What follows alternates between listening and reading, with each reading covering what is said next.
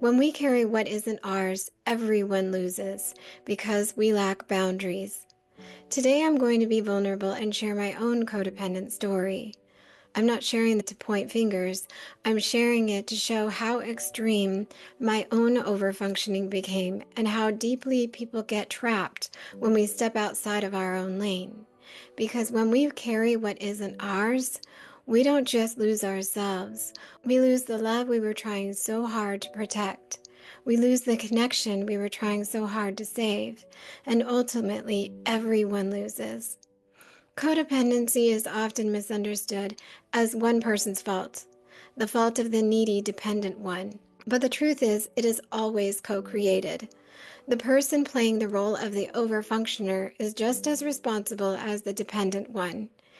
They are crossing boundaries, carrying what isn't theirs, and deriving their own sense of worth and identity from being needed. When we are conditioned to take charge and overfunction, we naturally attract those who are conditioned to underfunction. One of the clearest places this shows up is in the pattern of the wounded boy or the sick boy.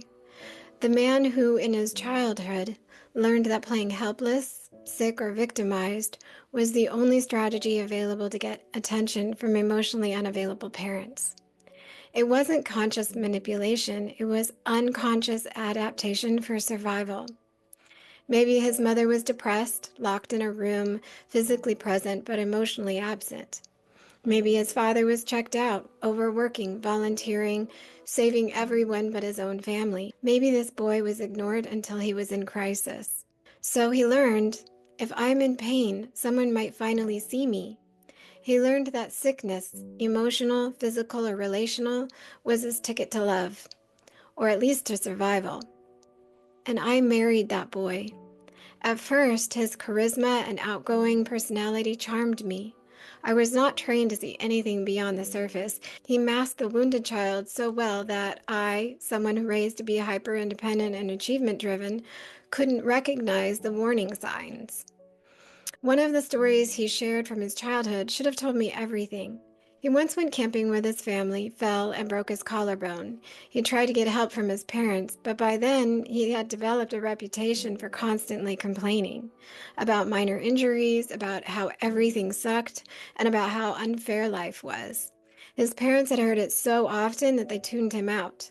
They even turned his name, Rex, into a verb, rexing, meaning whining excessively and complaining about hurts and setbacks. Even when he was truly hurt, he was met with dismissal. But it never stopped him. He kept complaining because even negative attention was still attention. I didn't know it at the time, but even before we met, he had already woven helplessness into the fabric of his identity. He once shared with me that during a particularly dark period in his young adulthood, he attempted suicide by overdosing on Tylenol. Not in isolation or silence, but in a crowded mall food court, where after taking the pills, he approached a group of girls and asked them to call 911. On one hand, it was a desperate cry for help. On the other hand, it was an attempt to be seen, to be cared for, to make his suffering undeniable to someone, anyone. Even his most extreme gestures were marked by the same pattern. Helplessness, whether emotional, physical, or situational, was how he proved he existed. At first, I believed his stories about how the world was against him.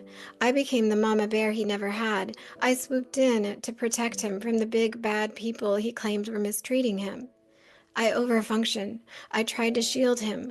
I even filled out his college applications, completed many of his homework assignments, searched for jobs, and applied to them on his own behalf. I didn't just support him emotionally, I carried him practically, academically, and professionally. I was living both our lives while he stayed trapped in a cycle of helplessness. But over time, it wore me down. Everything was a crisis. Everything was someone else's fault. Everything was, I can't. I found myself rescuing him from the side of the road because he had a flat tire he didn't know how to fix. I listened to the endless excuses about why he couldn't keep a job. I heard constant complaints about injuries, illness, bad luck. One of the most painful realities of our marriage was the emotional extortion that kept me trapped. His continual threats to kill himself prevented me from leaving, knowing that he had already attempted suicide before we met, made me terrified that if I left, I would trigger another attempt, maybe a successful one. He called me his angel. He told me I was the only reason he was still alive. And I believed him. I stayed far longer than I should have because I carried the unbearable weight of believing that his survival depended on me. I was raised to survive by doing, to lead because no one else would, to take care of everything because nobody could be counted on. I didn't become a rescuer because I was nurturing. I became a rescuer because I was desperate not to drown. So you had the overachieving, hyper-independent woman, me, trained to fix, to carry, to survive, and the wounded boy, him, trained to collapse, to seek rescue, to survive through helplessness.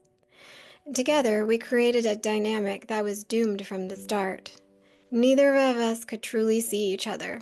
Both of us reenacted old survival patterns, and both of us paid the price. Eventually, after our divorce, when my children would tell me about him hurting his arm or falling again or hearing about him spraining his ankle at work, I found myself thinking, he's just Rexing again. I had grown so numb to the endless crises that even when real sickness appeared, even when a fatal illness began to ravage his body, my first reaction was disbelief. I thought he was being a hypochondriac.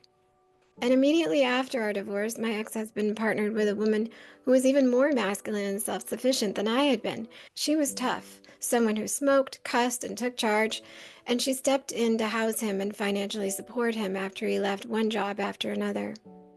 At first, she carried the weight of their life together, just as I once had. But as time went on and his health declined, the burden became heavier.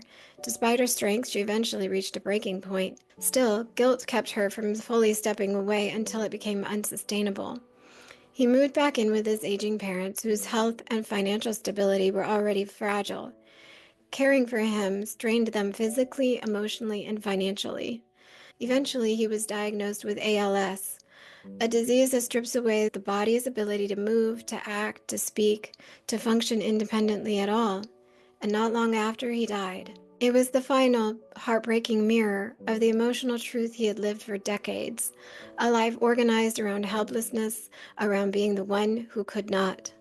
His body simply followed the path his spirit had carved, and watching it unfold from a distance confirmed to me what my soul already knew. You cannot save someone who refuses to rise. You can only lose yourself trying. I didn't just lose myself emotionally, I lost my health too. Living in chronic vigilance, caretaking, and tension eventually destroyed my body's ability to function. I became chronically ill, unable to digest food properly. My stomach stopped producing enough acid. I could no longer tolerate most foods and lived mostly on a liquid diet, relying on acid pills to break down anything solid. My gut was racked because my nervous system had been stuck in survival mode for so long, bracing for the next emergency, never able to rest, never able to heal. The cost of rescuing someone else was the slow death of my own body. And this wasn't just my story.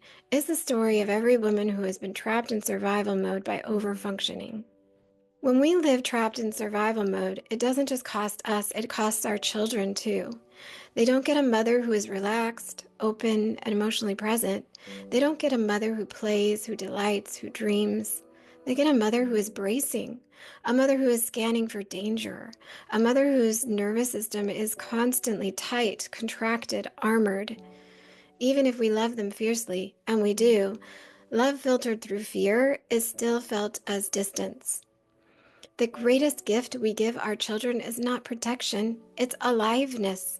It's our own wholeness. It's the modeling of what it looks like to feel safe enough to live, not just survive. And that begins when we dare to stop rescuing others and start rescuing ourselves. When we live trapped in survival mode, even rest feels dangerous. Stillness feels threatening. Receiving feels undeserved, and play feels irresponsible. We brace for the next crisis. We contract against joy because we believe it won't last. We tighten against good things because we expect them to be taken away. Life isn't about getting better at carrying heavier burdens. It's about trusting ourselves deeper. It's about setting down what was never ours to carry. not surviving better, but living fully, not carrying the world, but finally becoming part of it. We don't save the world by holding it on our shoulders. We save it by coming alive inside. And the first burden we lay down is always the one we mistook for love. If you're a woman who tends to overfunction, putting yourself last, carrying the weight of what others should be carrying for themselves, or if you keep finding yourself attracting crisis magnets for partners, I'd love to help. Let me help you set it down. Let me help you come back to life for yourself and for your kids. The link to connect with me is in the notes.